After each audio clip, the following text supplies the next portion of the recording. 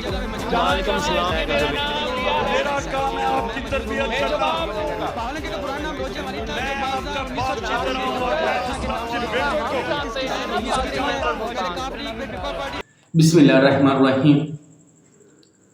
पाकिस्तान में सियासी जमातें हमेशा से बनती आई हैं और हुकूमतें करती रही हैं, और इनको बनाने वाले कौन हैं या इनको लाने वाले कौन हैं वो भी बखूबी सभी ही जानते हैं। लेकिन ये धोखा हमें कहाँ पे देते हैं? जब ये इक़्तिदार में आते हैं और उसके बाद निकाले जाते हैं तब ये धोखा देते हैं, तब ये झूठ बोलते हैं, तब ये प्रोपेगेंडे करते हैं। करते ये सब पहले भी हैं, लेकिन वो इस खूबसूरत तरीके से करते हैं कि शायद हमें लगता है कि शायद ये हमारे बड़े खैर ख्वाह हैं, ये बड़े रहमदिल हैं, ये हक़ की बात करने वाले हैं, ये जुल्म के ख़िलाफ़ खड़े होने वाले हैं, तो शायद ये हमारे लिए कुछ न कुछ बेहतर कर सकें। पाकिस्तान की 3 बड़ी जमातों को देखें, पाकिस्तान पीपल्स पार्टी, पाकिस्तान मुस्लिम लीग नवाज़, पाकिस्तान तहरीक इंसाफ। इन सब ने आने से पहले जिस कदर लोगों से वादे किए थे, दावे किए थे, जो भी नारे लगाए थे, वो इनके बरसे इक़्तिदार में आने के बाद सब फ्लॉप हो गए। वो सब झूठ सबके सामने अयाम हो गया कि ये किस तरह आए थे और इनका मकसद क्या था, इनकी सोच क्या थी, इनका नज़रिया क्या था। पीपल्स पार्टी ने जिस कदर जुल्म के ख़िलाफ़ आवाज़ उठाई, लगा था कि ऐसा शायद ये जमात हमेशा रहेगी, और जिस कदर ये इंसाफ की बात करती है, ये जुल्म के ख़िलाफ़ खड़ी हुई है, ये हक़ की बात करती है, और जैसे ही इक़्तिदार में वो आए तो उन्होंने बर्बरियत के वो मीनार खड़े किए, जुल्म की वो मिसालें कायम की जो शायद किसी ने आज तक नहीं की। उन्होंने समझा कि शायद हम ही हमेशा बरसितार में रहेंगे, हम जो चाहें करेंगे, लेकिन हमें कोई पूछने वाला नहीं होगा। लेकिन कितना करसा रहा, शायद 1 दहाई 2 दहाई, बस ख़त्म। आज पीपल्स पार्टी का नामो निशान तक नहीं है। सिर्फ अगर मैच है तो सिंध के किसी दही इलाके में आज वो अगर किसी तरीके से बस इक़्तिदार में हैं तो उसके पीछे और बहुत सी रीज़न है। वो अपनी आवाम की ताकत से नहीं आए हुए, वो महज किसी और डील के तहत आए हुए हैं। वो अगर आज उनका जो जरदारी साहब हैं वो अगर सदर हैं तो वो किसी और डील के तहत आया हुआ है, वो आवाम की ताकत से नहीं आया हुआ। दूसरी जानिब अगर आप मुस्लिम लीग नवाज़ को देखें तो पहले जो उन्होंने वादे किए थे, शरीफ ख़ानदान ने, नवाज शरीफ ने, दावे वादे, वो जो लोगों को इस कदर वो उन्होंने हरे भरे फूल दिखाए थे कि शायद हम आएंगे तो ये हो जाएगा, वो हो जाएगा। जैसे ही वो बरसे इक़्तिदार में आए उन्होंने भी वहीं अपने मुखालफों के साथ किया जो पहले पीपल्स पार्टी ने किया था। उन्हें भी यही लगा शायद हमने हमेशा के लिए रहना, हमारे बाद कोई नहीं आएगा, और ये मुल्क शायद हमारी जागीर है कि हम इसमें जो चाहे कर सकें, हमें कोई पूछने वाला नहीं होगा। लेकिन कितना अर्सा आज भी नून लीग महज पंजाब की पार्टी बनकर रह गई है, और पंजाब में जिस कदर उन्हें इस इलेक्शन में सलालत का सामना करना पड़ा है वो भी अपनी मिसाल आप है। उसके बाद अगर आप देखें पाकिस्तान तहरीक इंसाफ, इमरान खान साहब, जिस कदर उन्होंने 96 में अपनी पार्टी का आगाज़ किया, एक दफ़ा तो यही लगा कि शायद ये शख्स बाकियों से मुख्तलिफ है, ये कुछ करके दिखाएगा, ये बाकियों से अलग सोचता है, इसका नज़रिया और है, इसकी सोच और है, ये बाहर से पढ़ा लिखा है, ये जानता है, दुनिया को समझता है, पाकिस्तान को भी समझेगा, और समझ के ये इक़्तिदार में सियासत में आया है, अपनी पार्टी बनाई है। लोगों के दर्द इनके अंदर दर्द है, लोगों को जो जुल्म और बर्बरियत और लोगों का हक़ छीना जा रहा है, शायद ये उनका खैर ख्वाह बनकर आएगा। लेकिन आपने देखा 18 के बाद में जिस कदर वो इलेक्शन जीता और जिस कदर वो हुकूमत में आया, वो भी किसी से ढका छुपा नहीं है, वो भी उन्हीं की मदद से आया इलेक्शन में, उन्हीं की मदद से जीता, उन्हीं की मदद से 3 साल पर इक़्तिदार में रहा। और लेकिन जब उनसे बनी नहीं तो फिर इक़्तिदार से निकाल दिया गया, और उसके बाद जो उसने किया वो भी अपनी मिसाल आप है। शायद आज तक किसी पॉलिटिशियन ने, किसी सियासतदान ने, किसी पार्टी ने वो कुछ नहीं किया जो इन्होंने कर दिखाया। मतलब आपको इक़्तिदार से दूरी ने इस कदर पागल बना दिया कि आपने वो सब कुछ किया जो आपके ज़हन में आया, आपके दिमाग में आया, आपकी ज़बान में आया। आपने समझा कि शायद मैं ही वो वाहिद शख्स हूँ, या मेरी ही वो वाहिद पार्टी है जो मुल्क को संभाल सकती है, या मुल्क को आगे लेके जा सकती है, या मुल्क के अंदर जो ताकत का एक रौब है, दबदबा है, वो सिर्फ मेरा है, मेरी पार्टी का है। मैं जो चाहूँगा वही करूँगा, लोग मेरे साथ हैं, میری ایک آواز پر لبیک کہیں گے اور میں پاکستان کو محفوظ کر کے رکھ دوں گا اور پاکستان میں جو چاہوں گا کروں گا۔ آپ کی یہ خام خیالی بھی بہت جلدی دور ہوگی۔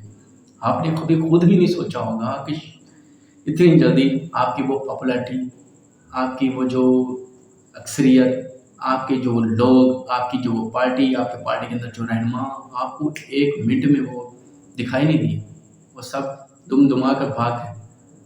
اگر مقبولیت تھی تو پھر بھی کسی حد تک کہا جا سکتا ہے کہ وہ بھٹو کی تھی۔ کم از کم جب انہیں پھانسی دی گئی تو وہاں کئی لوگوں نے پھانسیاں لے لیں، کئی لوگوں نے خودکشیاں کر لیں، یا انہیں کوئی ظلم ہوا، یا پھر نون لیگ یا پیپل پارٹی یا بے نظیر کے ساتھ کوئی بھی اگر ظلم کسی بھی پارٹی کسی کا اٹھائیں تو ان کے لیڈرشپ کے ساتھ جب ظلم ہوتا ہے، جب بربریت ہوتی ہے، جب ان کے خلاف کچھ بات ہوتی ہے تو ان کے جو باقی رہنما ہوتے ہیں، ان کی جو پاپولیرٹی ہوتی ہے، ان کے جو لوگ ہوتے ہیں، ان کے جو کارکن ہوتے ہیں، تو وہ کبھی سکون کی نیند سوتے نہیں۔ لیکن آپ کے کارکنوں نے کیا کیا؟ آپ کی باقی لیڈرشپ نے کیا کیا؟ وہیں عیاشیاں عیش و عشرت کی زندگی گزار رہے ہیں، ہنسی خوشی سب کچھ کر رہے ہیں۔ آپ کے لوگ آپ کے لیے ایک منٹ کو نکلنے کو تیار نہیں ہیں۔ آپ لا کہیں ظلم و بربریت آپ کو ہی ہے، وہ آپ کچھ بھی نہیں ہے جو آپ اگر باقی پارٹیوں یا پیپل پارٹی سے اگر آپ موازنہ کرتے ہیں تو آپ کے ساتھ کچھ بھی نہیں ہوا، یا جو باقیوں کے ساتھ ہوا، یا کسی یا انڈیویجول کسی گروہ کے ساتھ ہوا ہے، یا کسی شخص کے ساتھ ہوا ہے، وہ تو آپ کے ساتھ ہوا ہی نہیں ہے۔ اگر آپ نے تھوڑی سی تاریخ پڑھی ہوتی، اپنے لوگوں کو تھوڑا سا واقعی ریالٹی میں اگر یہ شعور دیا ہوتا تو آج یہ سب کچھ نہ ہو رہا ہوتا آپ کے ساتھ یا آپ کے لوگوں کے ساتھ، کیونکہ آپ نے صرف اپنے مفاد کے لیے جھوٹ بولا، آپ نے اپنے مفاد کے لیے تاریخ کو مسخ کیا، آپ نے اپنے مفاد کے لیے ظالموں کو درست کہا، حق کا علمبردار کہا، لیکن جو اصل میں حق پہ کھڑے تھے ان کو آپ نے ظالم کہا۔ آپ کا کیا نظریہ تھا، کیا سوچ تھی؟ مدینہ کی ریاست بنانے والے نے خود اسلامی ٹچ کے نام سے کس قدر لوگوں کو ورلایا، گمراہ کیا، وہ بھی اپنی مثال آپ تھا۔ اپنے اتنے جھوٹ بولے، لوگوں کو گمراہ کیا۔ ایک آپ نے جو ٹیکنالوجی تھی، سوشل میڈیا تھا، اس نے اس کا غلط استعمال کیا۔ آپ نے اپنے مخالفوں کے خلاف جو غلیظ زبان استعمال کی، آپ نے اپنے لوگوں کو وہ غلیظ زبان سکھائی، اور آج یہ حالات ہیں کہ اگر آپ کے خلاف یا آپ کے کسی شخص کے خلاف کوئی بات کرتا ہے تو آپ کے جو کارکن ہیں وہ ایسی گندی گالیاں دیتے ہیں کہ بندہ سوچ بھی نہیں سکتا۔ تو کیا حاصل کر کیا لیا آپ نے؟ آج آپ اندر پڑے ہیں، آپ کے لوگ ہیں، سوشل زندگی گزار رہے ہیں، کیا فرق پڑتا ہے؟ پاکستان کو کیا فرق پڑا ہے؟ لوگوں کو کیا فرق پڑا ہے؟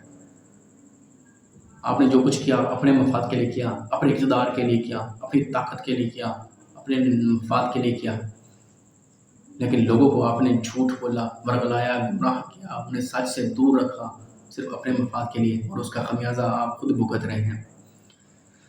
تو اگر آج دیکھیں تو پیپل پارٹی جس کو کہا جاتا تھا چاروں صوبوں کی وہ بے نظیر چاروں صوبوں کی زنجیر، مطلب کیا ان کے اسی طرح وہ ایک وقت تھا کہ نون لیگ کا پورے ملک پر دھاوا تھا، اور کشمیر سے لے کر پتہ نہیں کہاں وزیرستان تک، کشمیر انڈیا پشاور باقی پنجاب میں سب میں ان کا توتی بولتا تھا۔ آج کہاں تک پنجاب کی اپنی پارٹی رہ گئی، وہ بھی پنجاب میں جس قدر ان کی مقبولیت ہے اس کا بھی آپ بخوبی اندازہ لگا سکتے ہیں۔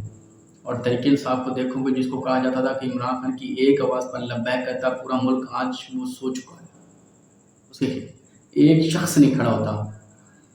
اگر آپ دیکھیں کہ انہوں نے وہ کبھی اعلان کر بھی رہے ہیں کہ کسی ریلی کا، کسی جلوس سے دھرنے کا، تو آپ کو چند لوگ وہ نظر آتے ہیں حق آزادی کی، ہم لڑیں گے امریکہ کے خلاف، ہم یہ پتہ نہیں کیا کیا بیانے بنائے جھوٹا۔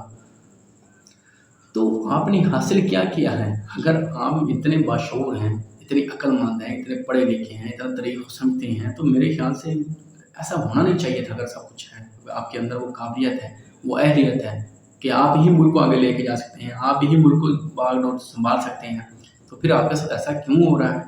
یا تو دوسری جانب اگر آپ کو لگتا ہے کہ جرنیل اتنے طاقتور ہیں، اسٹیبلشمنٹ اتنی طاقتور ہے، اتنی پاورفل ہے کہ وہ آپ کو کھڑے نہیں ہونے دیتی، تو میرے خیال سے یہ بھی آپ کی محض خام خیالی ہے، کیونکہ آپ خود نالائق ہیں، آپ خود نائل ہیں، آپ خود اس قدر اہل نہیں ہیں کہ ملک کے باغ ڈور سنبھالیں۔ اس لیے کسی دوسرے کو موقع ملتا ہے کہ وہ آپ کی جگہ کھڑا ہو اور آپ پر حکم چلائے۔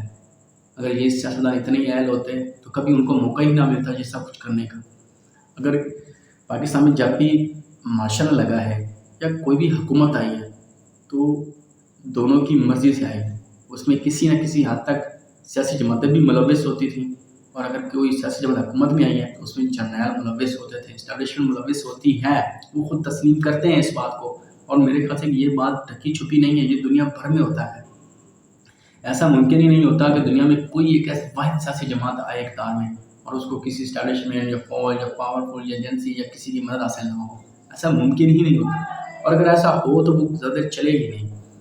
اگر آج دنیا میں کہیں کسی بھی ملک میں کسی بھی ریاست میں اگر کوئی اقتدار پہ قابض ہے تو اس کو پوری کی پوری حمایت حاصل ہے اسٹیبلشمنٹ کی۔